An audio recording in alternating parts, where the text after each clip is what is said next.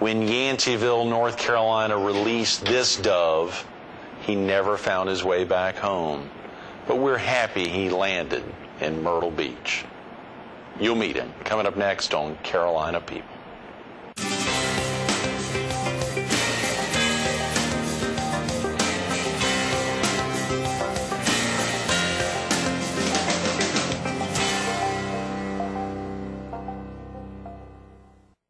Good morning. Welcome to Carolina People. This morning we're at the Myrtle Beach Area Chamber of Commerce at 1200 North Oak Street in Myrtle Beach. We're focused on community activities, and we're visiting with a dedicated community servant, Vernie Dove. Good morning, Vernie. Thank you, Greg. It's always nice to see you. This is a lobby you're very familiar with. Very familiar with. Walking in here year after year. I think it opened in 1994. Yeah. I mean, this location did. I actually had the dedication prayer. Is that when right? That opened. That was strange how that happened, but I did. How did that happen? Well, they didn't have a. Gerald Quickle was the president then, and I didn't know Gerald that well, and I didn't think he knew me that well. But they called me, Andy Bach called me. Right. Said, Vernie, we got into this discussion which minister was going to have the dedication of the new chamber building, and we couldn't decide. Everybody wanted this one, that one. Finally, we said, Gerald, you're the president of the chamber, chairman of the board. You make a call. He said, well, I want Vernie Dove to do it. Out of the blue? Out of the blue. So I did it. And David Beasley's wife came, and she's a wonderful lady. Oh, yeah. And that was obviously here. Yeah. And at the time, you were working across the street. Is that right? Or yeah, I was over at the church. You were still at the church? First Presbyterian Church. As the church I don't know, administrator. maybe, I guess I was, yeah. Or at just about that same time, About that same time right. they made the switch. Sure. But I must confess, I've never confessed this before, I had a little help from Bobby Wilkes on that prayer. Oh, yeah, so that made it a very special prayer. He'd done a couple of those before. Oh, yeah. He knew how to put the mortar in the hands and the people that work inside, so it went really well. And I know Gerald well now, but I don't know why he ever did that. That's hilarious. But since you brought it up. Had you done, I guess you hadn't done a lot of big opening prayers like that. Yeah. He must have heard one of them at one time that really impressed him. It could have. I never thought about that, but it could have. Yeah. I would say we'd open one with it right now, but the chamber's kind enough to let us in a little early. They got a big Friday, and of course a lot happens on the weekends. That's right. Fridays is a busy day for the chamber. Always has been. A lot of people in and out. A lot of tourists and people in and out on Fridays. Well, we've had a tremendous week here all week. We kicked off the week with Larry Bragg here on Monday, the chairman of the Community Appearance Board, and we were able to hear a little bit about community activities with the Community Appearance Board. And then actually Tuesday, Wednesday, and yesterday, Brad Dean, the big cat, the president and CEO, was sitting in that seat for 3 days, which was great having him here. So much stuff going on with the chamber, Vernie. Well, I liked the 5 years I was here because I got to work under Ashby Ward and Brad. Brad was the CFO, and Ashby, of course, was president and CEO. And it was just a pleasure working for both of them. And they truly fed off each other. They had a lot in common, and I think that's why Brad's been so successful, of course, since Ashby passed away. Oh, yeah. Brad never missed a step. No, he didn't. He has not, and he's good for the community, and he's good for the state. They put on an exhaustive search at the same time. As you remember, Dennis Wade and the whole crew, all the committee. I'm not sure if you were there. No, Shep I was not. The chairman at the time. They did, and that ran for almost a year. Is that right? Yeah. But got right down to it, and when they interviewed Brad, I think everybody knew him well and knew what a good job he would do, and he's proved them right. Absolutely, Vernie. Speaking of that, I think, of course, you served as the chairman. Yeah. Share with folks the difference between, of course, Brad and his Brad position. is president and CEO. Right. The board, the best I can remember, used to consist of about 22 or 24 board members. Right. And they nominate and elect a chairman of the board. Okay. Those are all volunteer board members. Right. Your position there had been a... Yeah, well, you're elected to the board also, and I had served, you only served 3 years. But right there at the end of my term, they started wanting me to be nominated as chairman of the board. Well, I've been down here 3 years, and I knew if you chairman, you serve that year, and then you serve another year as past, immediate past chairman. Yeah, so that was 5 years. Wow. But I'm glad I did it because it was a great experience. We had a good board for those 2 years. Oh, yeah. We had some airport issues. We had some other issues, and it was just a good time to be on the board. And my 3 years was wonderful, but my years as chairman of the board and past chairman of the board you just get to know everybody down here. Oh, yeah. You know, at the chamber, and they all work hard, and they all got the community at heart. So. I remember going through Leadership Grand Strand back in 97, 98. At the time, you were very active. It was Ann DeBock's last year as the head of Leadership Grand Strand, what Diana Green's doing now. Of course, it was particularly exciting not long after her death, but not long after that. I think you were recognized as the first recipient of the Ann DeBock Leadership Award, which must have been a great honor because you all had a great we had a great relationship. Yeah. I miss her. I think about her often. She was a very special lady. You knew her. Everybody that knew her would say that. I always, I didn't know about that award. I mean, I didn't know they were doing that, and I wasn't even going to be there. And I saw one of the class members. I was coming out of Bellman Law Firm, and he wanted to know if I was going to Dunes Club. And I said, for what? I don't know. I don't think so. And he said, well, you know, we having our leadership banquet and all that stuff. I said, I probably won't be there. She said, but anyway, long story short, I went. Peg didn't go because it was such short notice. Yeah, I had no idea. And I had no idea, but I told her kids, Ann got concerned about her age one time after she got in her 60s, you know, got sick. So I told her, she's real concerned about it. Said every time she picked up the obituary, people her age were dying. I said, hey, you don't need to worry about that. I said, add them all up, the ages up, and divide it by the number of people that's in there, and it'll make you feel better. You get a low score.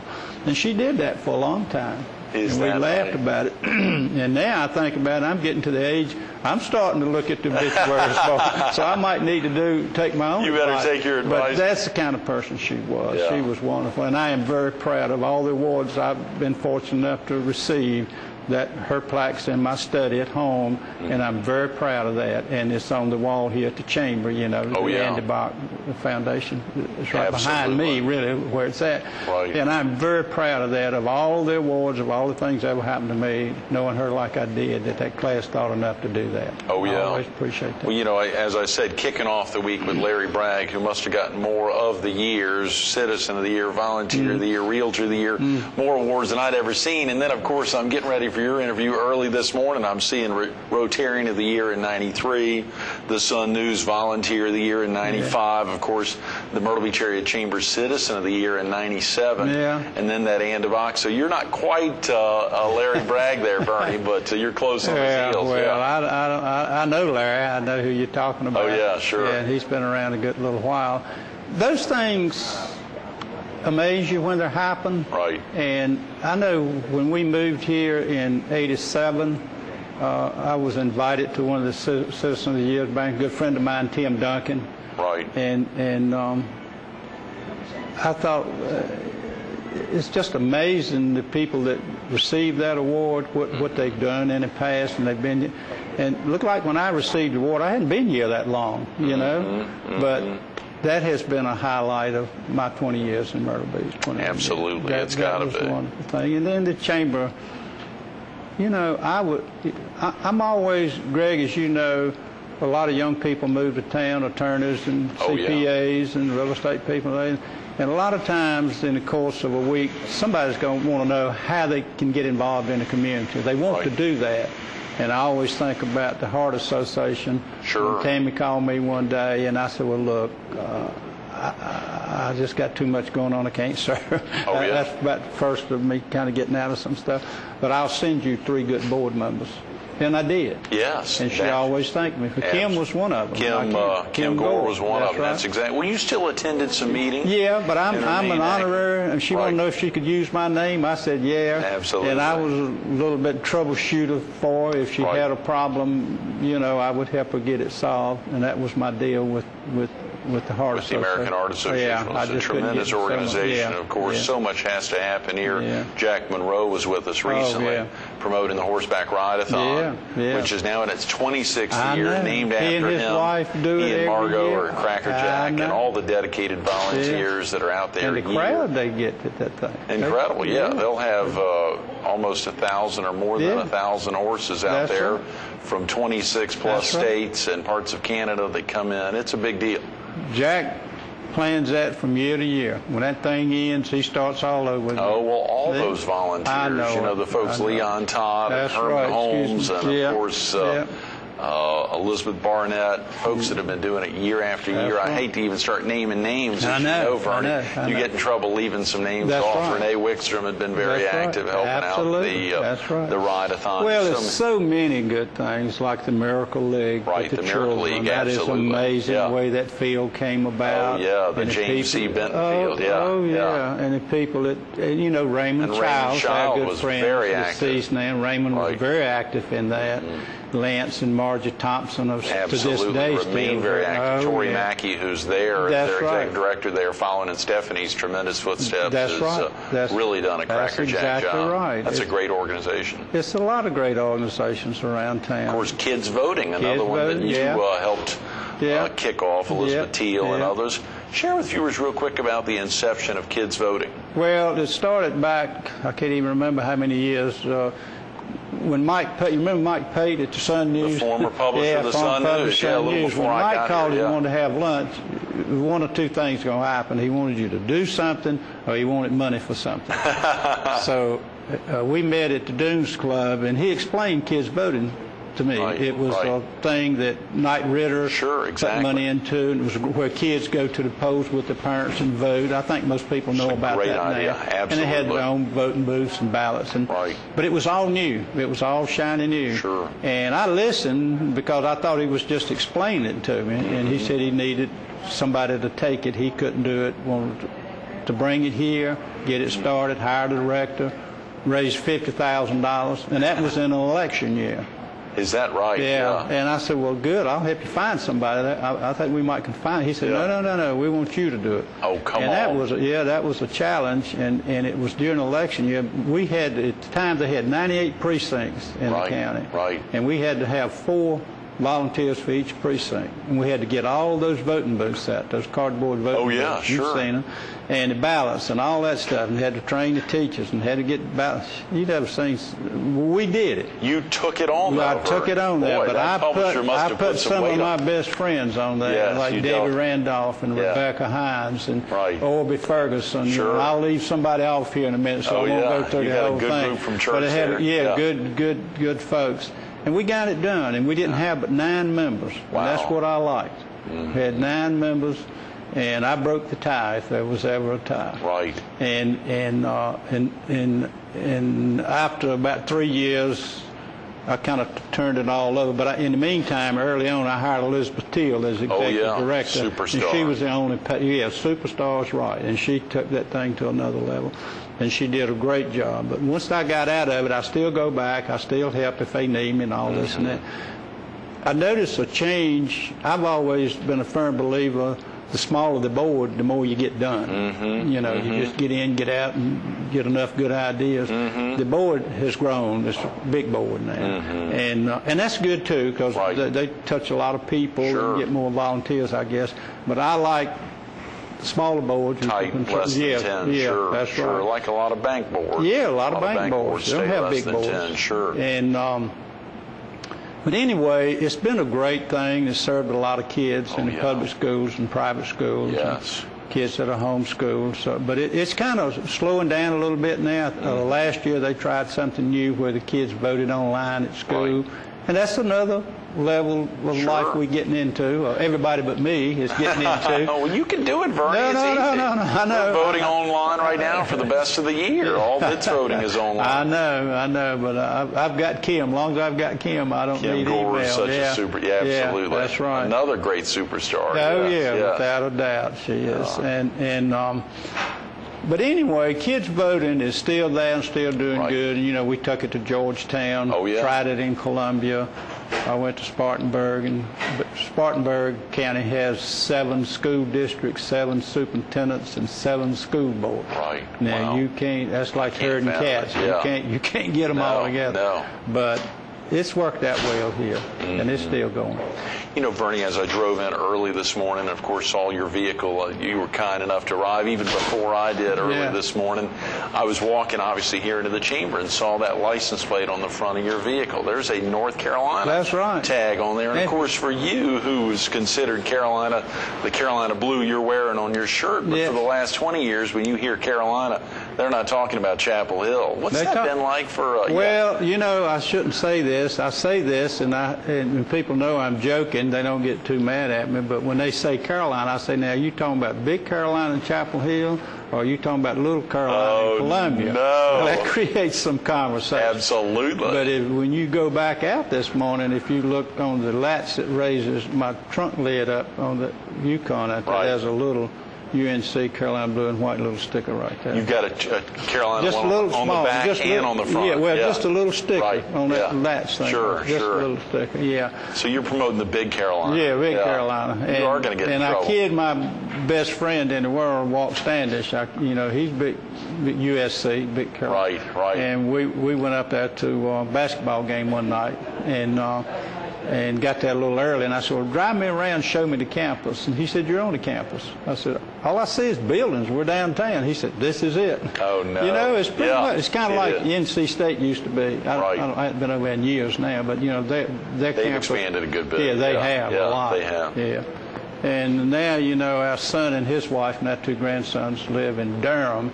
They do? I don't think I knew that. I mean, Raleigh. Right, in Raleigh. Good. They're close by. So we're back and forth up there right much. And, and get to go to Chapel Hill. Some just walk around on Saturday afternoon. Well, you know, for you, Vernie, having been in Yanceyville much of your life, I guess your entire life prior to coming down here, to think about the 30 years of owning your own insurance company there, having Hicks Insurance, and then to be down here, what prompted you and Peggy's move down to the Grand Strand? I sold the agency in '87. Right.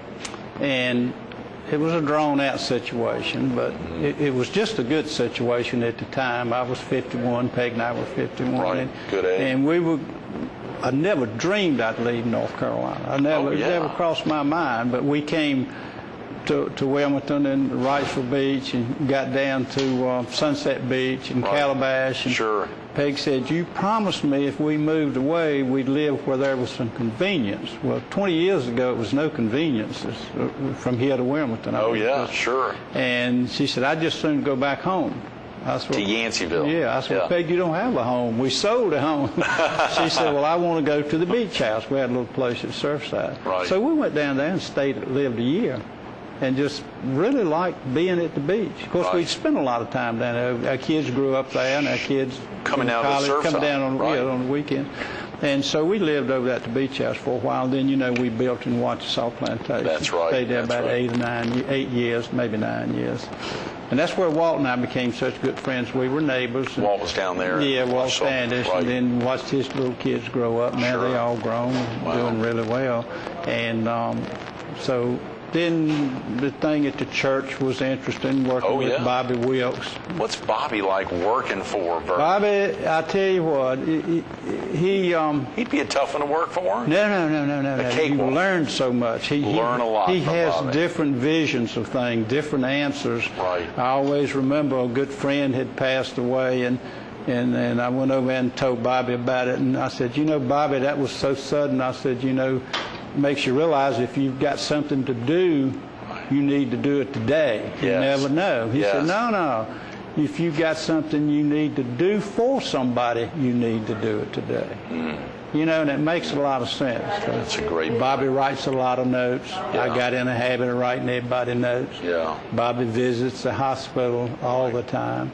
I got in a habit of going on Saturday mornings. Now I live close to the hospital. So you still go over there regularly? I go over every Saturday morning. Is that right? Yeah, and if it's Presbyterians in there, I go see them. That's tremendous. They call it the preacher's box.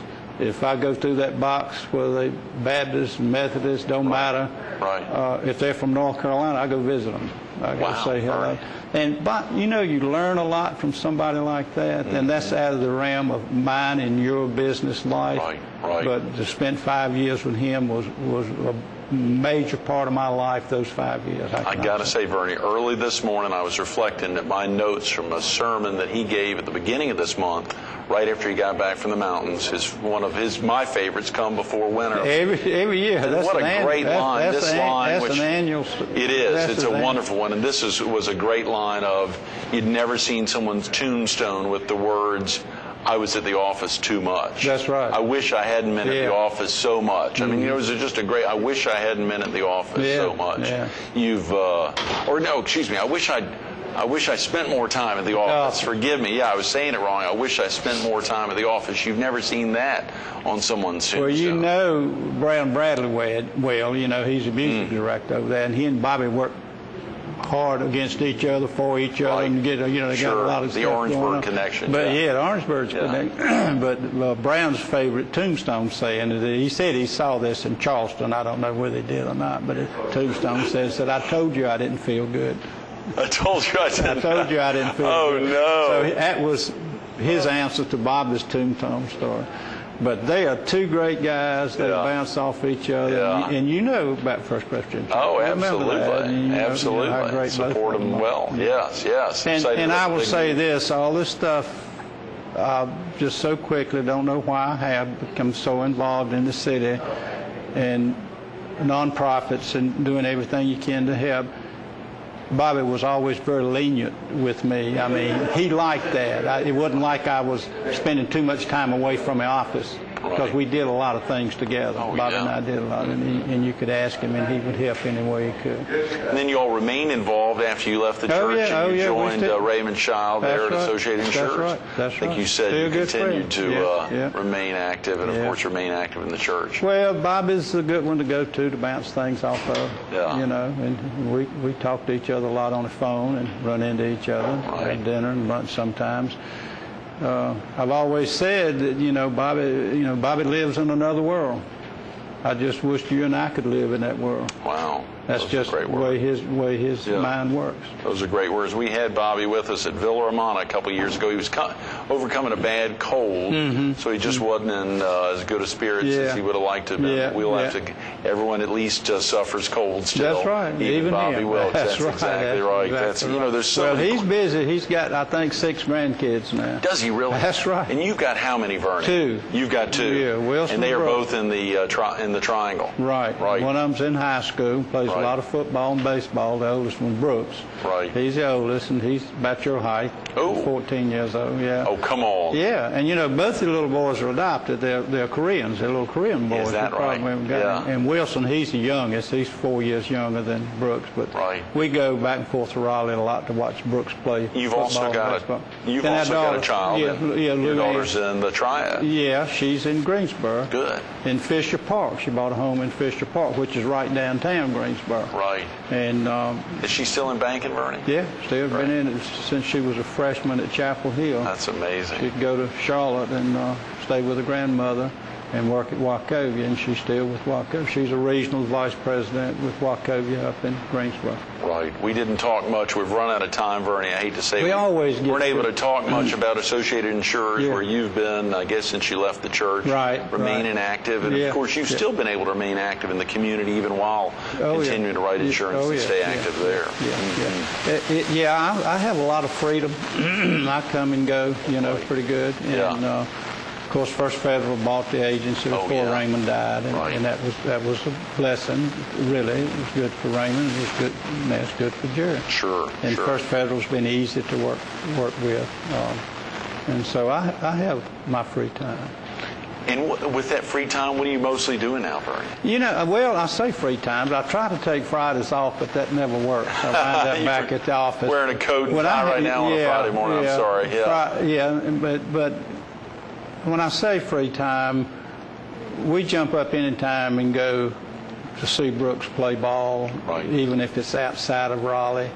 One year he was in a baseball tournament and traveled all over the state, and we went to a lot of those games. So I have the time now to do with my grandkids that I didn't have the time to do with my own kids, my children. And that's human nature. That happens. I used to work from sun up to sundown. When you own an agency, it's a lot different than just working at one. Right.